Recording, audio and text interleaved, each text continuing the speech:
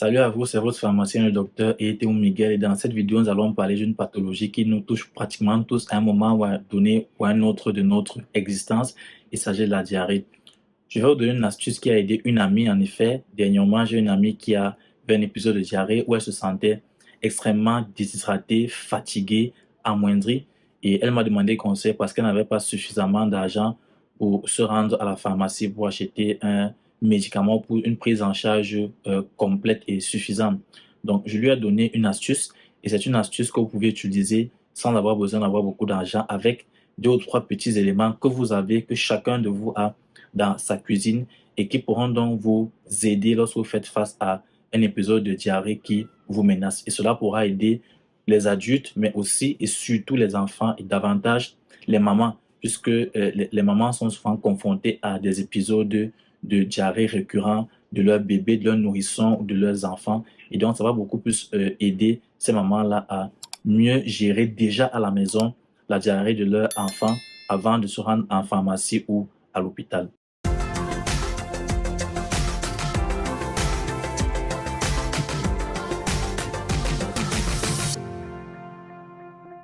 Commençons tout d'abord par les principaux faits sur la diarrhée dans le monde. Je vais me baser sur une publication de l'OMS qui nous fait comprendre que la diarrhée est une maladie que l'on peut prévenir et traiter et elle est considérée comme la deuxième cause de mortalité chez les enfants de 0 à 5 ans. La diarrhée tue donc environ 525 000 enfants âgés de moins de 5 ans chaque année.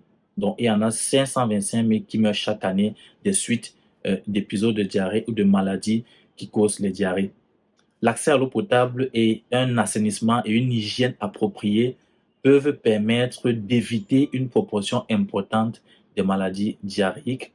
Il y a environ 1,7 milliard de cas de diarrhée de l'enfant chaque année dans le monde. Et enfin, dernier principal fait, la diarrhée est l'une des plus grandes causes de malnutrition chez les enfants de moins de 5 ans. Donc, vous l'aurez compris, la diarrhée est un phénomène assez ravageur, assez destructeur de manière globale, mais surtout chez les enfants de moins de 5 ans. Un épisode de diarrhée peut durer plusieurs jours et cela peut conduire à la déshydratation de votre organisme et priver donc votre organisme de certains sels minéraux qui sont importants pour votre survie, pour le bon fonctionnement de votre organisme. Donc, il faut dire que ce sont les enfants en état de malnutrition et qui sont immunodéprimés qui sont plus à risque d'être exposés au décès lorsqu'ils développent des épisodes de diarrhée. Donc, la diarrhée se définit, selon l'OMS, comme l'émission d'au moins 3 sels molles ou liquides dans une journée, donc en l'espace de 24 heures, ou encore l'émission plus fréquente de sels que ce qui est habituellement émis par le sujet qui est atteint de cette diarrhée. La diarrhée est en général un symptôme, ce n'est pas une maladie, c'est un symptôme, c'est une manifestation d'une maladie et ça peut être causé par un ensemble de micro-organismes, de microbes qui peuvent être des bactéries ou encore des virus ou encore des parasites.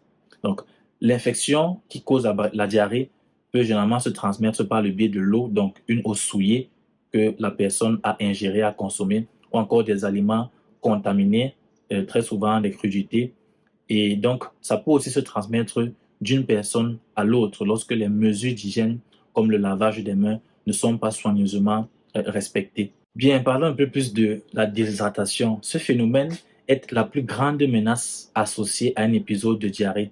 En effet, au cours d'un épisode de diarrhée, les sels liquides, les vomissements et la transpiration, ainsi que l'urine et la respiration, entraînent des pertes d'eau, des pertes hydriques et une fuite ou une sortie des électrolytes tels que le sodium, le chlorure, le potassium ou encore le bicarbonate. La déshydratation survient donc lorsque ces pertes ne sont pas compensées par ce que vous ingérez, ce que vous apportez, soit dans les boissons que vous consommez, soit dans les aliments que vous consommez. Et en cas d'épisode de diarrhée, la déshydratation peut être soit inexistante, donc il n'y a pas de signe de déshydratation, soit une déshydratation modérée, ou encore une déshydratation extrêmement sévère qui pourra facilement engager le pronostic vital. Les principales mesures de prévention que l'OMS préconise sont les suivantes. Un accès à l'eau de boisson salubre, donc potable, de bonne qualité. Il est important pour vous de veiller à consommer une eau de bonne qualité. Si vous n'avez pas suffisamment de moyens pour vous procurer l'eau minérale, veiller à filtrer l'eau de pluie ou l'eau de robinet ou l'eau de forage que vous utilisez pour votre consommation. L'OMS préconise aussi l'amélioration de l'assainissement, donc le fait d'avoir des latrines appropriées, propres et aussi éloignées des lieux de consommation de nourriture ou des lieux d'où l'on peut tirer de l'eau afin qu'il n'y ait pas contamination des nappes phréatiques et donc contamination des puits et des forages, ce qui va entraîner la contamination de l'eau et donc conduire à des infections qui pourront causer des épisodes de diarrhée.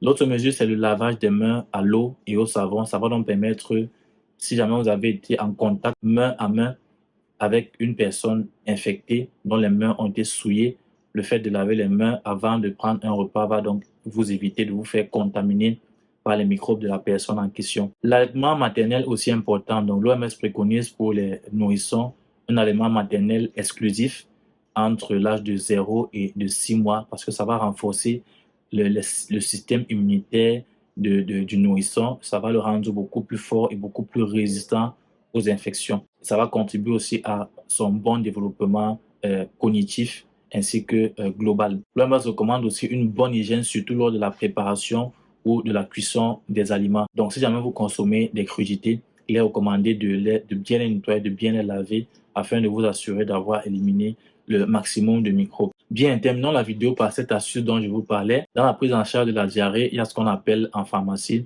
les sels de réhydratation orale, en abrégé SRO. Donc, pour les mamans qui ont les enfants, elles savent bien de quoi je parle. Elles ont l'habitude d'en prendre pour leurs enfants lorsque les bébés, les nourrissons, les nouveau-nés font des épisodes de diarrhée. Les sels de réhydratation orale, ce sont donc des éléments qui sont sous forme de poudre et que vous devez mettre dans une certaine quantité d'eau, en général 1 litre d'eau, et que la personne qui souffre de diarrhée, en général l'enfant, va consommer pendant 24 heures. Et le but donc, comme on a dit, c'est de réhydrater l'enfant, de réhydrater le malade, le patient qui souffre de diarrhée, en lui apportant non seulement de l'eau, mais aussi et surtout des sels minéraux tels que le sodium ou encore le chlore. Parce que comme je l'ai dit précédemment dans la vidéo, la complication majeure de la diarrhée, c'est la déshydratation. Donc, le fait que vous perdez l'eau et les électrolytes et que cela ne soit pas compensé par ce que vous consommez dans votre alimentation. Donc, le but des sels de réhydratation orale, c'est de compenser ces pertes afin de créer un équilibre, afin que il n'y ait pas un déséquilibre qui va conduire à la déshydratation et à d'autres complications majeures de la diarrhée. Donc, au cas où vous n'avez pas suffisamment de moyens pour vous rendre dans une officine ou alors au cas où vous êtes dans une zone rurale ou alors il n'y a pas d'officine à proximité de votre maison, ce que vous pouvez faire, c'est fabriquer vous-même à la maison votre sel de réhydratation orale avec 3 éléments simples, 3 ingrédients simples que pratiquement tous nous avons dans nos cuisines. Le premier élément, comme vous l'aurez deviné, c'est l'eau. Puisqu'il s'agit d'une réhydratation, il faut absolument de l'eau. Donc, vous allez prendre 1 litre d'eau.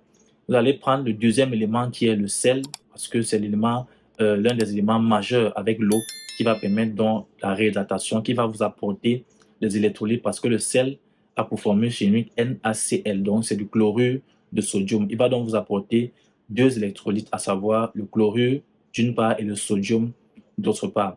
Donc, dans les 1 litre d'eau, pour les 1 litre d'eau, vous allez donc mettre une demi-cuillère à café de sel. La cuillère à café, c'est la plus petite cuillère. Donc, vous allez mettre une demi-cuillère à café de sel. Et puisqu'il est extrêmement difficile, voire impossible pour un enfant ou même pour un adulte de consommer de l'eau salée, ça n'aura pas de goût et la personne va rejeter, alors que c'est important, c'est vital pour elle. Ce que l'on recommande, c'est d'ajouter un peu de sucre pour que ça passe dans la bouche, pour que ça puisse être quand même avalé. Et donc, vous avez 1 litre d'eau, vous avez demi-cuillère à café de sel. Vous allez donc ajouter environ 6 à 8 morceaux de sucre ou environ 6 à 8 cuillères à café de sucre ou encore 2 à 3 cuillères à soupe de sucre. Donc, vous pouvez sucrer jusqu'à ce que ça ait suffisamment de goût et que le patient puisse avaler et donc lui donner pour qu'il consomme. Donc, c'est cette boisson que le patient sera donc appelé à consommer pendant les 2-3 premiers jours de son épisode de diarrhée pour pouvoir éviter la déshydratation. Bien, il faut rappeler, comme l'OMS le dit, que les sels de réhydratation orale ne sont pas des traitements de la diarrhée, encore moins des diarrhées sévères comme le choléra. Donc, si vous avez une diarrhée sévère comme le choléra, il serait vraiment préconisé, au-delà du sel de réhydratation orale que vous aurez fait à la maison, de vous rendre directement dans un centre de santé. Donc, les SRO sont juste des mesures palliatives pour empêcher le développement de la déshydratation en attendant de traiter la cause. Puisqu'on a vu que la diarrhée n'est pas une maladie, c'est un symptôme et peut avoir plusieurs causes, peut être causée par plusieurs pathologies ou par plusieurs microbes. Il sera important pour éliminer la diarrhée, d'éliminer la cause de cette diarrhée en vous rendant en pharmacie ou à l'hôpital pour qu'on vous donne les médicaments appropriés qui pourront donc agir pour éliminer la cause de la diarrhée. Et en association avec les SRO, il y a généralement des comprimés de zinc. Donc, il est recommandé de consommer un comprimé de zinc, que vous soyez enfant ou adulte, chaque jour pendant au moins une dizaine de jours. Ça va contribuer à réduire la durée, l'intensité, la gravité, la sévérité de votre épisode de diarrhée. Et j'ai déjà fait précédemment une vidéo sur les aliments, 10 aliments à éviter et 10 aliments à consommer en cas de diarrhée. Donc, il est aussi important de savoir quoi manger et quoi éviter pendant que vous faites un épisode de diarrhée. Donc, si vous n'avez pas encore regardé cette vidéo, je vous invite à y jeter un coup d'œil et pour en savoir davantage. Merci donc d'avoir regardé cette vidéo. N'oubliez pas de liker la vidéo, de la partager parce que les informations peuvent être utiles à d'autres personnes autour de vous et aussi de vous abonner afin de ne pas manquer mes prochaines publications.